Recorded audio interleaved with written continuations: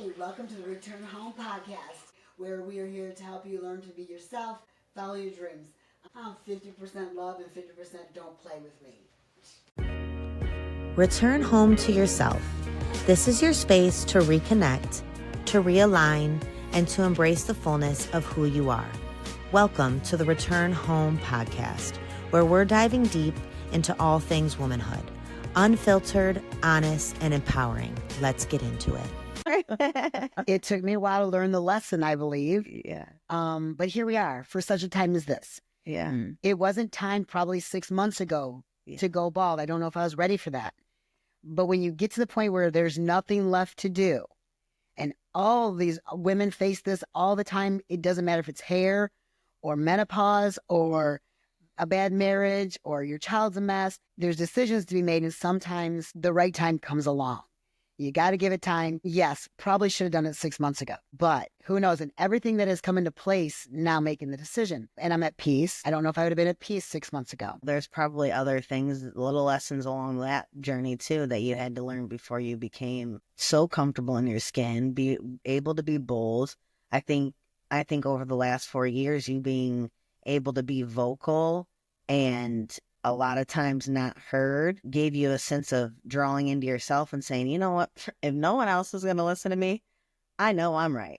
I'm going to be comfortable in exactly who I am. And then that is just an outward expression of your look. It's the inside of being the brave and the courageous and the free. That's the biggest thing. You know, that's what everyone keeps saying. Every time she smiles, she just looks like so free. Mm-hmm. I just love it. And that's what people are seeing that even draws them to you even more. The fact that when they see you, they want to laugh. Most people would be offended by that. And it's like, no, because that's exactly your reaction when you see someone laugh. That's awesome. Yeah. When you walk in that powerlifting meet and the first one that sees you and he's laughing and he's loving it, it's like, okay. Yeah. Whoa, this not bad? Yeah. You want people to laugh. I'm like, bring on the ball jokes. What are you going to do? Yeah. You know, I know some people I keep saying, my wife's around here somewhere. She looks like me. Right. And then here comes Mom around the corner and he goes, see, we got the same haircut. But yeah, you have to be completely comfortable in your own skin and in your own heart and in your own mind to actually be able to wear that. Yeah. And it be so you. And sometimes it does take like reaching all of the emotions that are possible with this. Like we've been through from the beginning of like, okay, like this is acceptable. Like it's not that bad. And then it has gotten worse and worse over the last 4 years. Yeah. But all of those emotions had to be felt to get to this breaking point. And sometimes that's how conflicts in life go as well, as like they have to be experienced to the absolute fullest before somebody's finally like, I want change. I want to end this. I don't want to do this any longer. And so it is just, sometimes we can be like, why are they not changing their circumstances? It's like, there has to be a whole journey that has to unfold in that person's life before they can fully actually say, time to be done. Yeah. Yeah. And I think it also touches, especially because, dealing with clients and doing hair, people have seen the journey. Not everyone did even know. I didn't know that. I thought everybody knew I was thinning and wearing extensions. A lot of people did not know. I've tried to share the story throughout this past 4 years with it, especially the last 2, because it's gotten worse. But going through that journey and people hear you, I'm struggling with this hair loss. I don't get it. I'm wearing extensions. And they're like, why are you wearing extensions? So when they see the process, and then when you get to this point, it made it easier. When you now hear people talk and people are so accepting, people have been very loving, very kind. But it was a learning for other people to be able to go through. And some of the people have felt the suffering. You girls have known about it. Some of my close friends have known about it. I'm trying to make a joke about the hair loss throughout this time because the more you stress, then I realized the stress it really did do to me. But people have watched you suffer. I don't like to use that word because it wasn't suffering, but you're going through something. So when they see the struggle and they realize she's really got to her breaking point, you just hope it has helped other women. That if anything, if it helps other women to say, it's okay. Yeah. But it is definitely a learning lesson for other people and for me. Well, and to go into other people, think about the people that don't have that months, years of the transformation. They go bald for other reasons, and or they have to shave their head or alopecia, whatever those things where it happens so rapidly, and they have not think about, like we just said, time to process, Right. time to step back and actually think about. And most of, I mean, I would say probably almost 100% of these women do not obviously want to lose their hair. So No. I think obviously your situation may have been different, but I think they can still see the braveness in just being like, I'm going to be authentic in it, because wearing hats and wearing wigs and doing all of these things, yes, I can't control this and this is not what I want, but let's find a way to just be authentic in it. Right. Because when I put the wig on, I feel fake. And that's not me. Even when I was wearing those extensions, I look back, they made me feel better, but it wasn't me. I'm constantly going, oh, I need a bang. This isn't laying right. You're constantly going, oh, so it's not you. It is not me. When I did this, it was like, I felt like I could breathe again. Yeah. I felt like it was just suffocating. And I was worried about Sophia. What is my granddaughter going to think when she sees her bald grandma? Yeah. That was a huge concern. And knowing she's going to love me no matter what, it will be a shock at first. Yeah. She probably won't let me take her out shopping in public. We'll get used to this. She'll get used. And she's, she's Already great. used to it. But yeah, to hide behind a wig, and some women can pull that off. It wasn't for me. I look back at my sister who was 18 and had cancer and had to lose her hair at 18. And she texts me, she goes, oh my gosh, you're so brave. You look amazing. I can't even believe you did this, And I said, no. You were 18 when you're so insecure. You have no clue who you are. At least at 55, I know who I am in a lot of ways now. And I don't worry about what people think of me. Where at 18, you are worried, oh my gosh. And she had bought beautiful wigs and never wore them. And I thought, she was brave. That is brave. And that really is something beautiful to honor as well, because that could have been your first initiation into seeing a bald woman, and she's in your lineage, where it did give you some bravery here today at 55, so it's really cool that you honor that. Yeah. I remember having a client that had cancer and I had to shave her head. The first client that had actually shaved bald, she had all her hair. It had just started thin. She came over, her husband's taking pictures, and I cried for her because I went, wow. She didn't cry. She wasn't emotional. She was ready to do it. She knew she had to because she had to go. She's going through cancer. She's going to shed. And here I am buzzing her hair off thinking, I could never do this. So to be sitting here, if you would have asked me 5 years ago or 5 months ago, would I be sitting here bald? I would have said no. And now we joked about how many times I've said, I think I'm just going to shave this bald. Yeah. Jokingly, tongue in cheek. Never did I think I would be sitting here bald. And enjoying it. And that's part of also returning home, is realizing that all these things are just lessons to be learned and to create who you are truly meant to be. Yeah, I can agree. And that when these things come up, that we sit back and we analyze, to have that communication with ourselves and to actually sit in the quiet for a minute. We have such a go life that we're not pausing for a second to actually gather what is true about the story that you're telling yourself. And we tend to just want to live in the chaos, live in that frustration, and let it boil. Where I need a minute. I need to gather my thoughts. I mean, actually yesterday, so I was only supposed to be here a couple hours. It turned into 5. And so Tony's frustration was that I'd been gone for 5 hours. And so his duty at home was to fix our water filter and do some laundry and whatnot. So I leave the house and I'm gone for 5 hours. So Tony's like, his inner child is like, she just left for 5 hours. Well, I'm going to go leave and do what I want to do for the day. Yeah. And so I'm like, so basically he screwed me over. That's not very nice, but it was also not really being very nice because I don't call him. And so we both are doing the same thing. And so one of his other tasks for the day was to call the printing company and get my board set up for my seminar next week. And he didn't call. And then when I came home from here yesterday, I have all this energy. It's a beautiful day. And I want to like sit on the couch and I'm reading a book and I'm like, I do not want to be doing this, but he's got to do this water filter. So I got all worked up because I asked him, I was like, hey, did you call and get my thing printed? And he was like, no, I didn't. And so in my body, I was a little worked up. I was creating the story that I was mad that the water filter wasn't done, all of these things. So then in my body, I'm like, oh my gosh, like I want to go off on him. Well, I was like, I'm going to go to the park for a minute. And the whole walk there, I'm communicating to my body that he's going to get it done. He will figure it out for me. He knows that I need this poster and I counted on him for it. So relax, because my initial trauma response was to panic because this isn't going to get done. Oh my gosh, like how am I going to accomplish what I need? But it was like, center yourself. It's going to be okay. You can rely on your man. He's going to figure it out.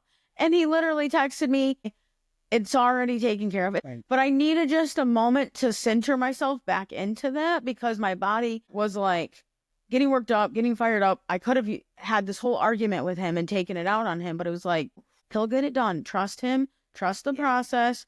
I came home and him and I had a funny conversation about it that basically him and I were both being jerks to each other and we need to not do that. It's like, how can I be better? So we had a wonderful conversation. We laughed and ended up being super funny. That's my question is more like, why is that our response? It always ends up getting done. Even if it's not exactly on your time, it's like it will get done eventually and it'll get done at the time it's supposed to. Well, that's our need for control is that. I say it's all about control. We want to control the situation. We think we can make it better. Then we screw it all up.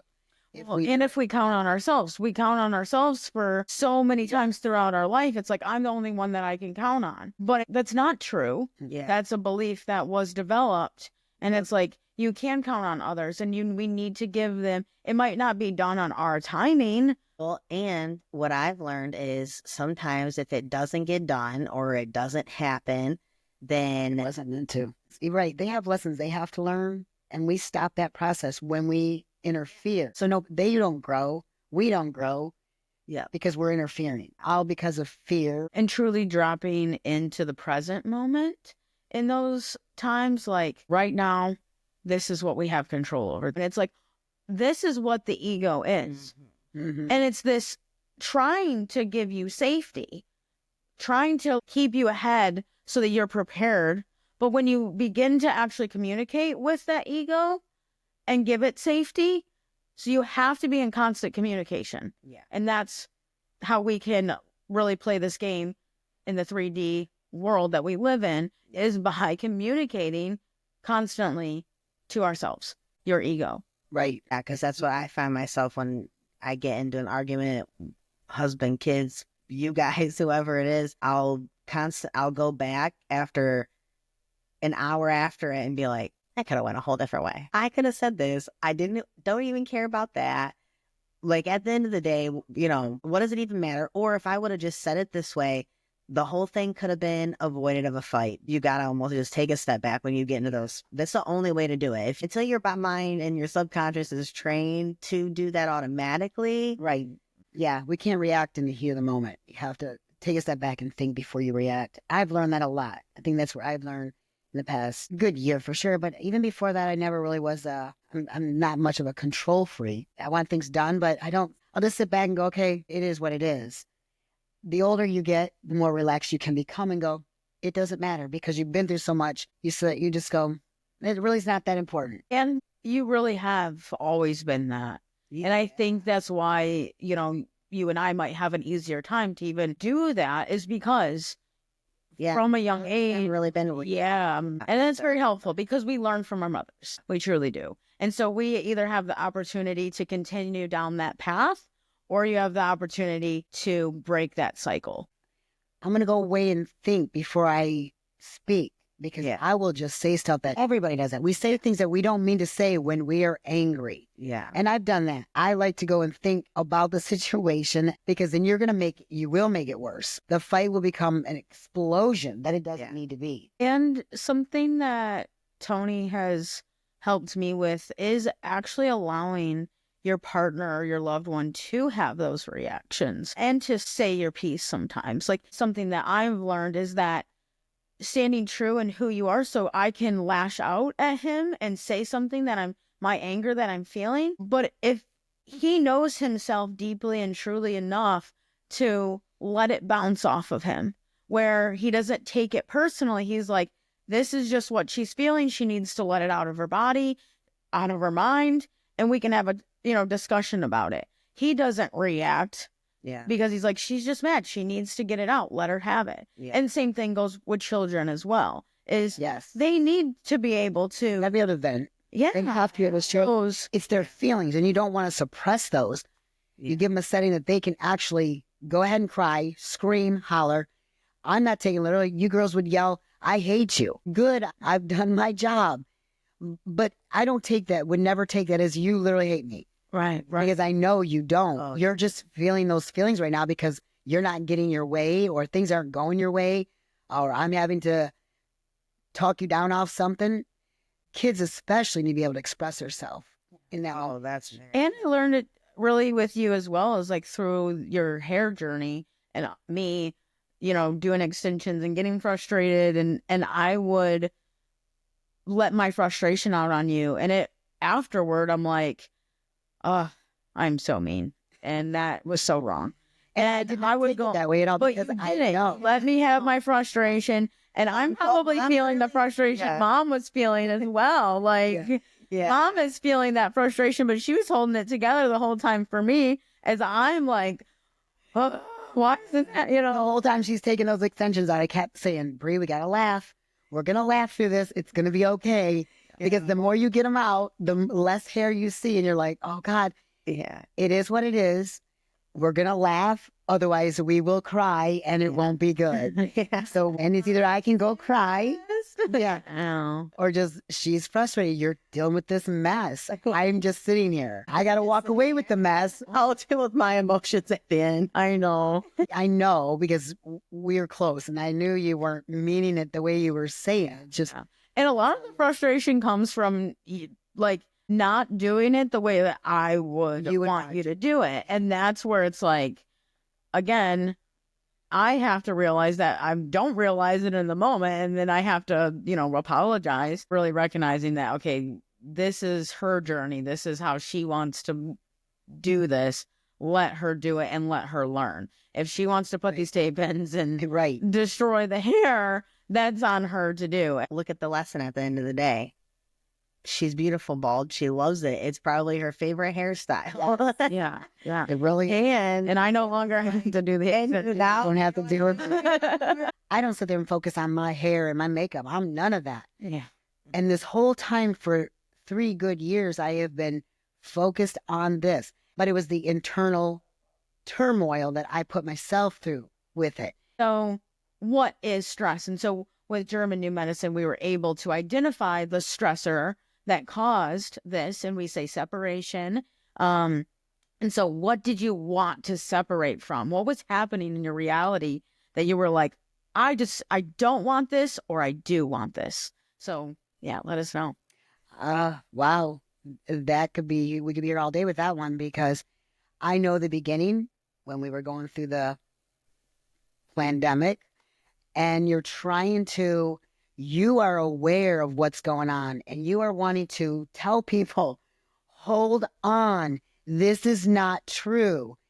And you say you want to protect them from taking those vaccines. You want to say, stop wearing those masks. I was in a fight mode, like people wake up and we would say, I'm going to pull my hair out because nobody's listening. Anything now, look back and I want to separate it from that mess where I have now become. I can't fight that fight no more. Yeah. Yeah. And of course, losing my father and losing our relationship, that was during that time. And sometimes things don't happen right away. My dad passed 2 years ago and I didn't even realize that could have played a part in my hair loss. The second time that you were separated from. Second time being separated.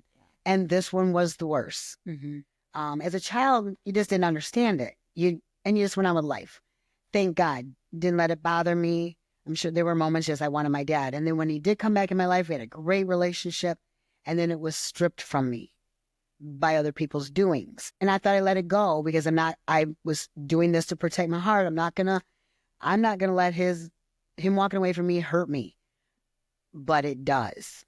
Mm-hmm. And I think that added to, because our psyche, which evaluates these events, is the determining factor. And so your psyche knows the truth. right. Because even when you know, as a child, you say like, you know, I'm a child, I don't know. But it's like, you probably did very well know what happened. Your psyche knew. And we can even look that you had thinner hair growing up in Yes. general. So those are in your developing years that your father left at age 4, wasn't it? Yep.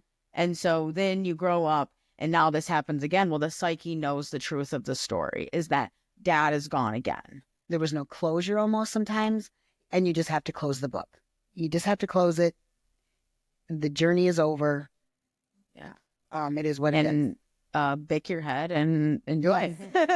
And that truly is like sometimes we have symptoms that stay with us. Mm-hmm.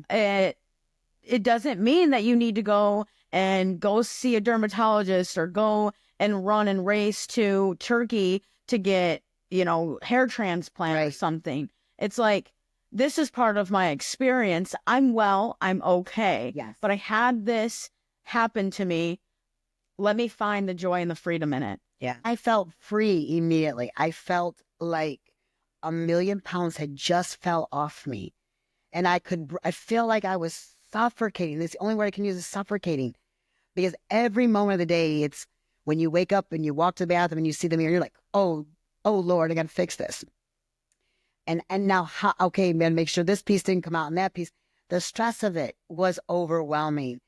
And so when it was gone, it was like, okay, now the next step is just to face people. I thought it was harder than what it would be. It was not.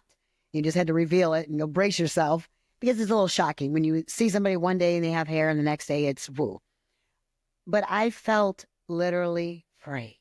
I felt like that little girl, and I wanted to just run around and spin around and dance because I felt relieved.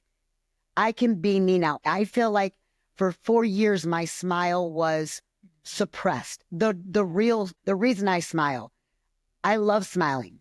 I have that joy. I always have had it through trauma, through any things that happen in your life that are not pleasing.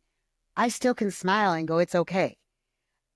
And now I feel since this, I walked around that powerlifting meet this weekend going, I feel like I'm shining from the stars. When I actually watched the video too, that was my initial thought was with everything she's been through, it was like she returned home to her inner child. Yeah. The one that was there, the brave girl that danced on desks at school and was always the loudmouth, always the troublemaker, but that true, genuine girl before everyone in her path broke her. I actually have been telling my customers that, like, I haven't seen my mom smile like this in so long. Oh, yeah. And You guys felt it. You could. yeah, Oh, yeah. 100%. Well, we know authenticity. And honestly, this is probably the biggest smile I've ever seen. Yeah.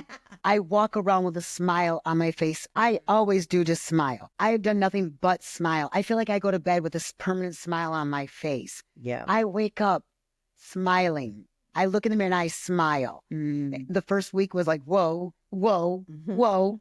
But I literally feel this joy. And it's light. I feel light. And acceptance. I mean, acceptance is one of the highest frequency emotion that we can feel. And so just fully accepting. And maybe you've needed that just throughout your whole entire life. Yeah.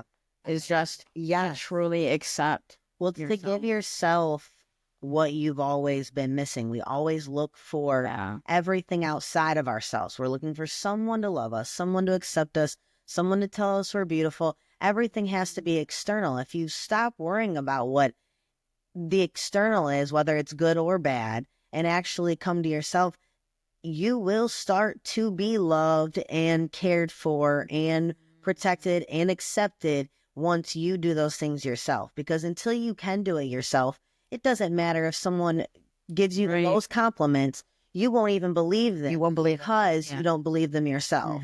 People have said, well, you're just so confident, but I am grateful. I am so grateful. And to feel the love that everybody has given going through this, it's been tremendous. I know my girls and my husband are going to love me. My grandkids going to love me no matter what I look like. And that's a lot of women probably don't have that. They don't have a spouse.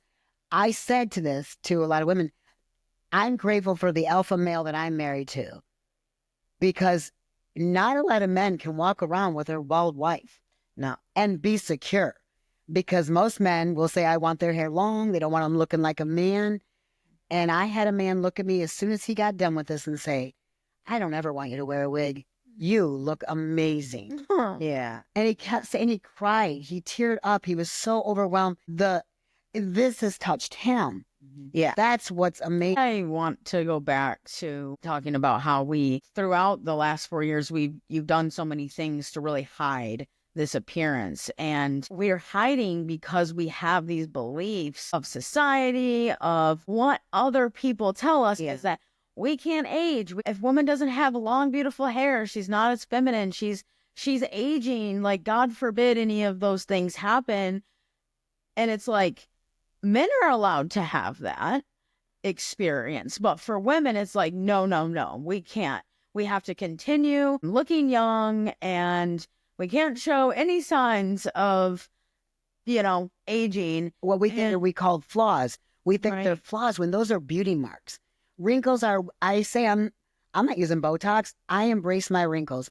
If women could just do that. But you look at magazines, we look at those and go, we want to look like that, when we can just be ourselves. Yeah. And people love that more. The bad part about society today is everyone's looking at the outward and no one's looking at who's actually happy. And that's what I've learned with German New Medicine, is that we're able to identify these situations in people's life where it's like, I can have compassion versus the judgment, where it's like, in German New Medicine, we recognize that there was some sort of separation in your life that led you to have hair loss. And so when I look at you, I have this compassion for it, like, wow, this woman has felt separated somewhere.